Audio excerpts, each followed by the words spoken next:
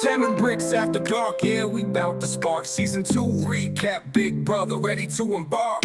Yo, it's Sam in the booth, you know I came to play. Crypto cash flowing, but it's BB all day. Runner up from season 1, I got that fire. Now I'm back with bricks, taking you higher. Georgetown point guard, but I'm still a hustler. Now we here talking strategy, not just muscle, bro. Salmon bricks, yeah, we break it down. Late night vibes when the stars come around. From alliances to blind sides, the drama's hot. On Salmon bricks after dark, you know we got the plot.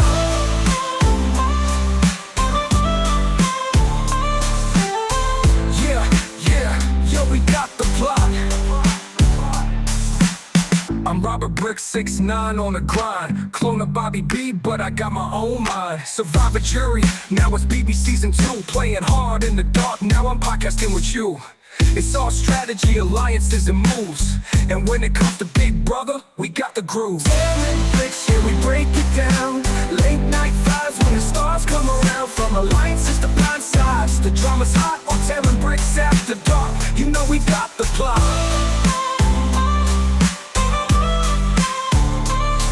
Sit back, tune in, grab a drink or two. Salmon bricks got the recap coming just for you. From crypto to strategy, we bring the spark. It's Salmon bricks after dark, where the game leaves its mark.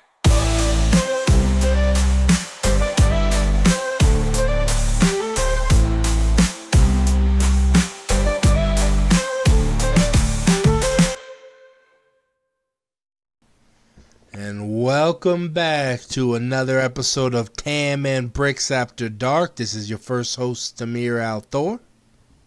And your taller host, Robert Bricks. Well, I always got to rub that in, Bricks. Just a little bit. You went with the first, so I had to come up with something.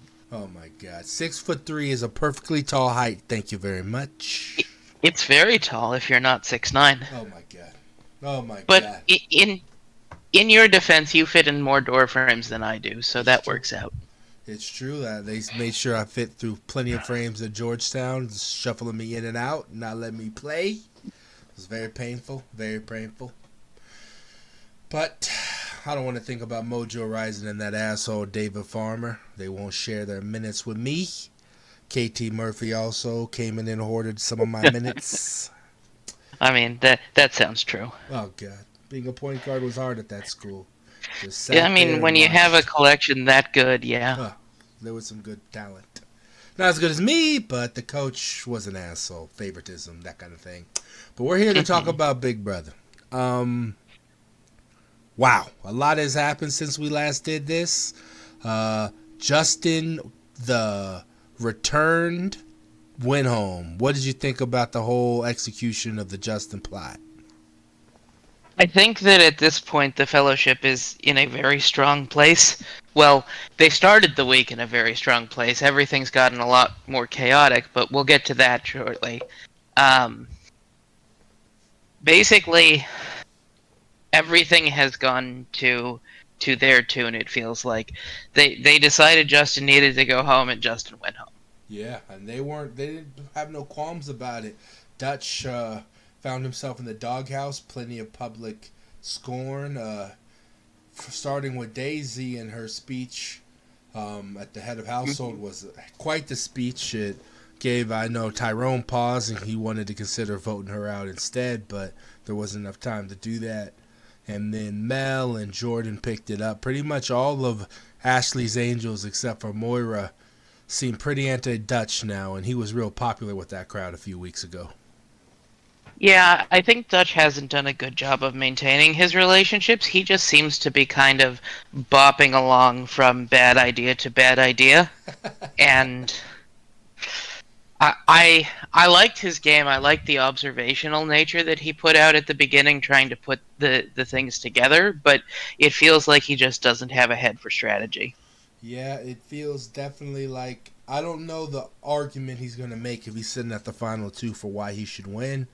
His social game, which was his strength, is kind of falling apart. We'll get back to that because one of the people on the block, they've had some button heads. So Tyrone wins. This is Tyrone's third HOH, fourth competition. For the last 4 weeks, either Tyrone or Dutch have always been in the head of household room, though there has been secondary head of households twice. But the power has been in the fellowship for now a month straight. Moira, who's a very interesting position where she is. There's only real two alliances left in the house. There's Ashley's Angels and there's the Fellowship, and she's in both. So it seems she's completely loyal to the Fellowship, but if the last couple of winners had been Daisy, had been Mel, had been Jordan, who knows, you know? Right. And I think she would still be in a good seat regardless. Probably. I thought her seat looked better, again, before the internal strife that has come. So what do you think about Tyrone's decision to pull the trigger here at 8 and put Jordan on the block next to her mother? I think it's a good play that they don't know when the extra vote is going to expire, and they're worried about that voting block, which makes perfect sense. Yeah. That being said, I think it was kind of the perfect time to capitalize on things with that win by Tyrone. Jordan was in a super strong position, thought that she was running the house, and just overplayed her hand. The Fellowship came to her and said, let's get in a final 6. And Jordan said, that's not good enough. I want to push harder for this. And That's just true. couldn't take the offer, and it's come to bite her. And another thing, Frank, who is the quiet leader of the Fellowship, he doesn't claim that position, but I think he's the most influential of them. He Definitely really the heart likes of it. Jordan. He seems to be, Yeah. And part of the reason the Fellowship could have aligned with, so there were two quasi other alliances in the house. There was Ashley's Angels, which is Jordan, Mel, Daisy, and Moira, and then there was Sean. Sean and Justin were tight together. They had a good working relationship with Heath, and they had a good working relationship with JD. But Sean and Justin were a duo, and both of them wanted to work with Frank, both the Angels and the duo. And Frank had a choice to make. And most math would say you take the duo, because the duo plus your 4, that's 6. You don't got to worry about all these extra people. But Frank and the Fellowship, but mostly because of Frank, made the decision to take out Justin, take out Sean, and stick with the Angels as the other power in the house. And that seemed to Jordan seemed to, soon as Sean was out the house and soon as JD was out the house, she wanted to pull Justin into her, that number she kept around, even though Frank's like, listen, I've expended all this capital to get them out because they came for you, and she didn't care about that. And I think that's a big overplayed moment too. Yeah, it's just been the early savvy on the game seems to have kind of been defrayed. Maybe it's the fraying nerves and the over reliance on the 1692 wine, but it just seems to have slipped. So another thing we've been teasing is there's been some changes in relationships. So we talked a little bit about it. Let's talk about Mel. Mel, before this week, seemed to have a pretty decent relationship with Dutch, a pretty decent relationship with Tyrone, and this week she's been at war with both of them. Very rude, very snarky, completely having some big snap-ups with Dutch. But what they don't know is that Mel found the room of hidden secret advantages today and has pulled an advantage and now is armed up with America's Prankster advantage, which how it works is on nomination day you could take one person off the block and replace them yourself. So it's like a combination of the Diamond Power of Veto and the Nightmare advantage that Heath played, both played by Heath actually. But if that person is taken down by the veto, the original head of household gets to put it back. So it's not as it's powerful in its own way, but it's a little bit less powerful. Both of those powers would have expired by week 7, so she picked the power that will still be there. But very fascinating that Mel's going to be in the house next week with the power, and they don't know it's coming. That's true, but they've done a remarkable job of being in there and keeping an eye on how many powers are around. I expect them to know pretty quick. We'll see. We'll see if they know in time. We'll see if the power even comes in play. Maybe Daisy wins, she doesn't use it, but we'll Yeah. see. Speaking of Daisy, Daisy's relationships have changed this week. Hmm. Well, can I say one thing about Mel?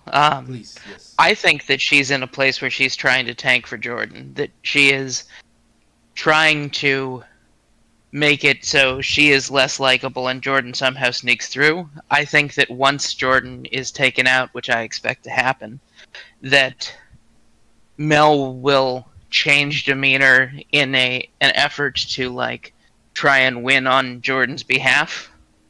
Okay. It's very possible. One of the questions Mel did ask after she got her advantage was whether or not if she gets voted out, she could give the power away. So there's definitely a thought that she's going to go. I don't know if she wants to go.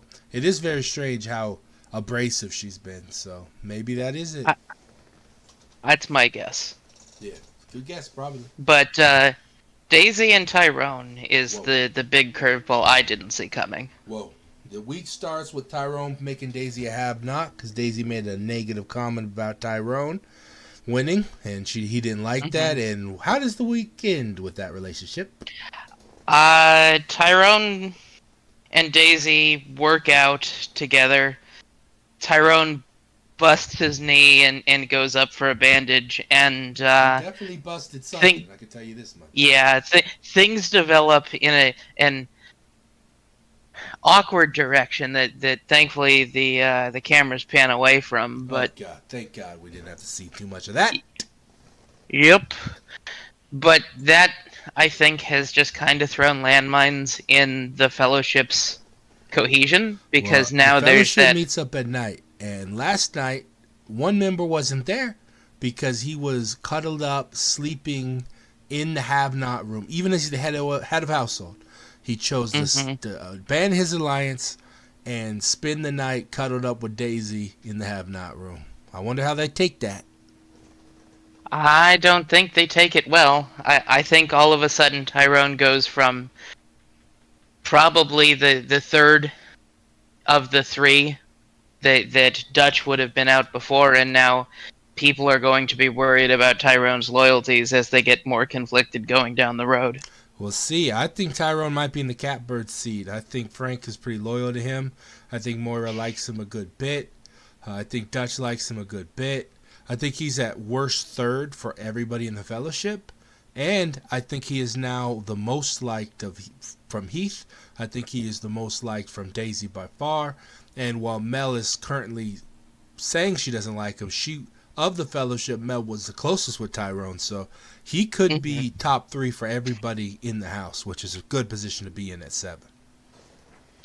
I can agree. I just feel like he's going to push the envelope further, that he's going to force the Fellowship into a position where they have to question his loyalties, and that's going to go poorly. Well, this is a game of people questioning loyalties. So far, Tyrone has never really questioned Frank when Frank's been consorting with the enemy. So maybe Tyrone seems to be a very adept player. Seems to be very charismatic. He seems to be very good at winning challenges. So I want to see how he handles the end game. But I could definitely see Tyrone not only making it to the end, but having the best case to win. I can agree. It feels like, in many ways, this is his game to lose. I can easily agree with that. It's just that I also don't trust him not to make a blunder and lose it. What I'm pretty particularly interested in, there was a little bit of preview to the next challenge. This next challenge is going to favor Frank Lopez and Daisy. And if Daisy could secure the Mel boost, we could see a Daisy HOH. Now, there are powers in play, lots of powers in the house, but Yeah. I'm pretty excited to see what a Daisy HOH would look like. It would be wild. I don't know what it would be. My guess is maybe going to be like a Dutch and a Heath. Yeah, that's probably a good likelihood, but I think Daisy's expecting Mel to go home. I think everybody pretty much outside the Fellowship's expecting Mel to go home. So if we are right, let's do our prediction. What do you think the votes are going to be? On Saturday? So both Frank and Dutch can vote together, so that's 3. Moira makes 4. Heath makes 5. I think it's gonna be 5 and whatever's left. So the last vote would be Daisy. But remember, if Heath and Dutch, if Dutch and Frank vote together, they're worth 3 points. Right, I counted that. Okay, so there should be. So you're saying a total of 5 and 1. That's your final prediction? I think so, yes. I think that's my final prediction too. I think it's gonna go 5-1. It's gonna go Jordan out the house, and I think it's gonna shock both people on the board, and it's gonna shock Daisy. I agree. And I can't wait to see the ramifications of this. But Yeah. that's about our time. Do you got any last thoughts, Bricks? Nah, I'm glad to see the people sticking with the strategy, and I'm excited to see what they cook up. Let's cook it up. Cook it up, house guests. Well, that's it. I'll talk to y'all next week with my shorter friend, Robert Bricks. Peace out.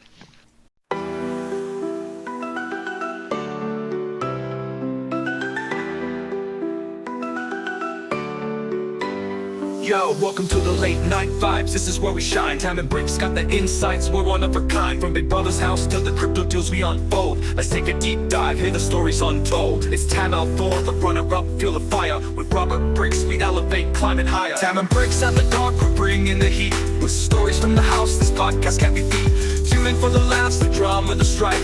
Join us on this journey as we share the Big Brother life.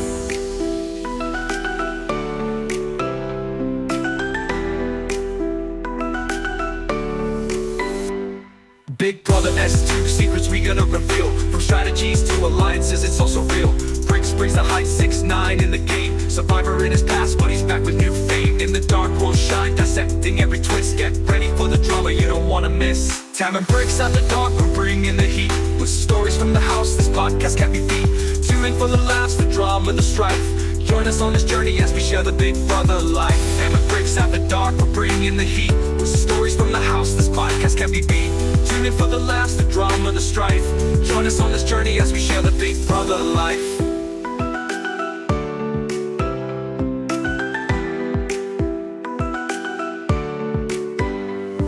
Big Brother S2, secrets we gonna reveal. From strategies to alliances, it's also real.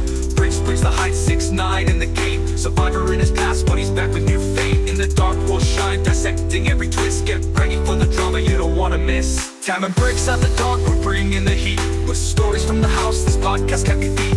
Tune in for the laughs, the drama, the strife. Join us on this journey as we share the Big Brother life. So lock in your seats, it's time for the show. With Tam and Bricks, let the realness flow.